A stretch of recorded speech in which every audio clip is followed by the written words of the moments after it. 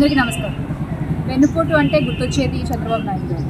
చంద్రబాబు నాయుడు గారికి మరో పేరు అని చెప్పుకోవచ్చు వెన్నుపోటు.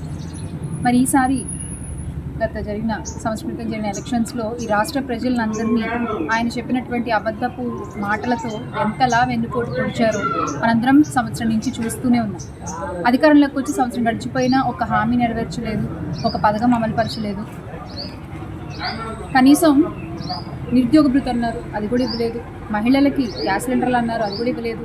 వృద్ధుల పింఛన్లలో మళ్ళీ కోతలు. రైతులు సంతోషంగా లేరు, మహిళలు సంతోషంగా లేరు, మహిళలకి భద్రత లేదు.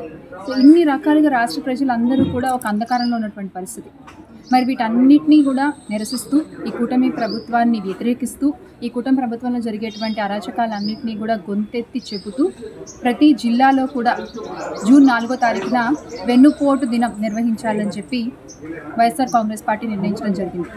మరి ప్రతి కార్యకర్త కూడా మీ జిల్లాలో జరిగేటువంటి ఈ వెన్నుపోటు దినంలో పాల్గొని సంబంధిత అధికారులకు వినతి పత్రాలు అందించాలి అని మనస్ఫూర్తిగా కోరుకుంటున్నాను. జై జగన్, జోహార్.